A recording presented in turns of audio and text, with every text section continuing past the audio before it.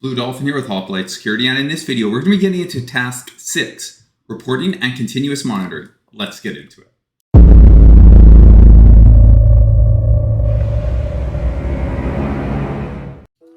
Alright, jumping right into things here, task 6 reads, OpenVAS has very strong reporting and monitoring capabilities that can contribute to an efficient and optimal solution in your build or vulnerability management pipeline. Download the report and get familiar with the automated reporting capabilities of OpenVAS.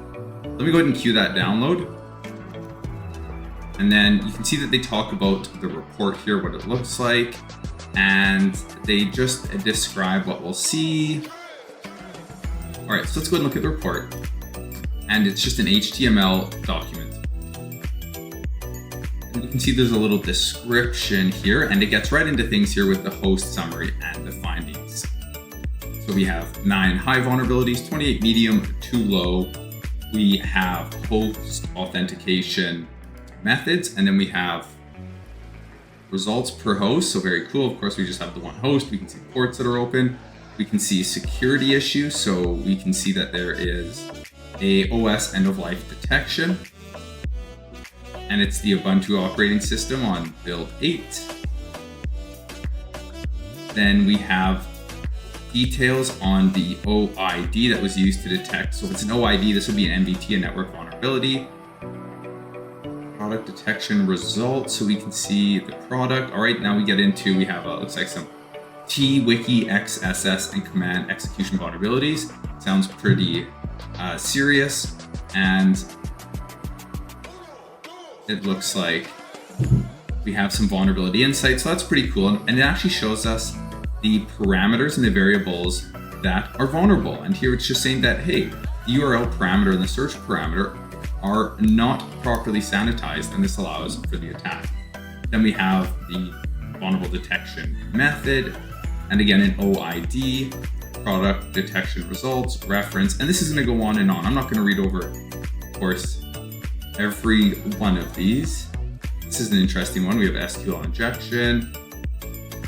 And then, of course, the references are down here. So if you needed specific information, the CVEs, or just references to read online, we can just try, like, let's just look at this one here. So the Tiki-Wiki CMS group, so content management. I see. So this is just a link to the application, not the vulnerability. But I think that's what the security-focused link would indeed be. Let's take a look. Bug track, Accenture, okay. All right, well, the links are okay, but they're a little off. But that's fine. So you have the CVE. We can just look this up ourselves. Then we have the BID, which brings us over to just the CVE details. And of course, we have the CVEs, which we see here. So we keep going through the report. It obviously goes through high vulnerabilities, medium, low, and it goes forever. And this is a really good report. Like, there is a ton of information here. This is fantastic because I don't even know if, like, let's just look at this for a second. If we're looking at, one of these vulnerabilities here on the site, so it has the information, but I feel like we might actually get a little more information from that report. Let's see. I'm curious just to see how the report compares to, like, the live stats. We can't download it. It's still running. That's fine. Let's go back over to the provided report. And I'm just curious if there's anything at the bottom of the report after we get through all the vulnerabilities. No, it just says this file was, of course, automatically generated.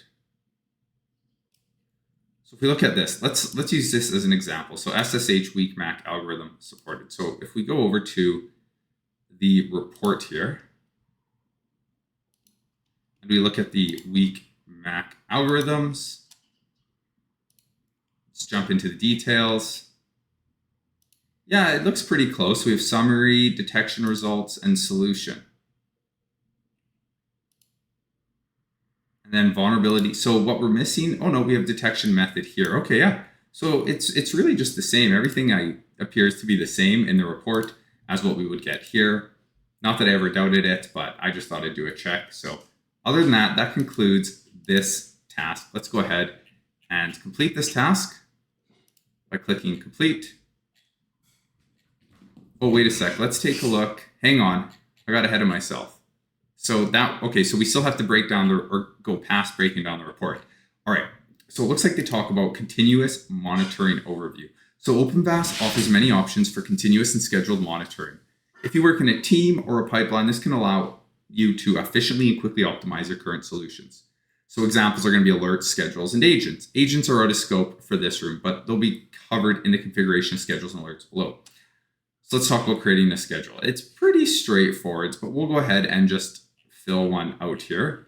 And then we'll jump over and craft an alert. So if we craft a scheduled scan, let's see, where are we going to do that here?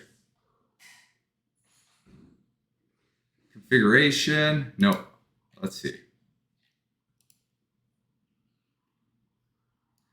Oh yeah, configuration schedules, okay. There, so we'll go create a new schedule and we'll call this test schedule.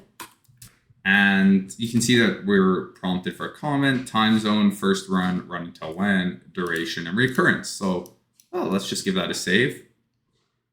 Very cool. Okay, easy enough. Now let's go ahead and look at the crafting alerts. Now I do want to make sure this is actually just set to once, so I don't have a situation where I have these like attempted scans running in the background. Yeah, it is just once. Okay. And this is set for apparently today. Okay, let's craft an alert. So the description reads here, the process for creating alerts is very similar to creating a schedule. We can do this under configuration and alerts and click the blue star corner. And we should notice that there are a lot more options than the schedule menu, but don't let this intimidate you. The process is simple and straightforward. The main option we need to focus on is going to be name, event, conditions, and the to address. The event can be configured to alert based on status of the scan or when a new NVT is detected. That's pretty cool. I see. So what we do, or at least how I'm understanding this, is we set up a schedule. And once that schedule is running, we then set up an alert. So as these schedules run, say daily, if we get an alert regarding a new NVT like described here, then we're going to find out about it. And we're going to get an email. All right. Very cool. That's very valuable. All right, well, let's just go ahead and just try doing that alert. And then that'll conclude this video. And then the next one's going to be the good stuff. All right, so alerts, new alert. So we'd say test alerts. So we can say, oh, I see. So what do we want to be alerted on? We can say event, new, or updated NVT, CVE, CPE. Wow, look at that OVAL definition. It goes on and on. Awesome. So this is very cool. We actually have options to dive down and say, hey, I don't just want to know about a new NVT. I actually want to know about certain severities or a severity, even if a severity level has changed. And we can see that we have report content. So we have a compose option. So it looks like we have filters, result filter, include, overrides, data reports. Wow, look at all this. Method, email. What other methods do we have? Oh, well, so we can just do an HTTP GET request and actually have this information stored in just like a file somewhere and retrieve via command line and kind of aggregate it and store it in a folder. We can actually send it to a host. We can use SCP. That's cool. Secure Connect Protocol, SMB. So we can just have it go straight to a file share. We can use the simple network manager protocol. I don't know. I guess that would just maybe use OIDs or something. Not too sure. Don't even know what a source fire connector is. Wow, that is awesome. Okay, so then we have a from address. If it's an email, we can encrypt the email. Very cool. That's awesome. Okay, well, that's that. I'm actually going to go now and just delete the scan and schedule because I don't want these running here. So that concludes this video. Stick around. The next video, Task 7, is going to be the big one where we got to go through and answer questions and put our knowledge and skills of OpenVAS to the test. See everyone in the next video.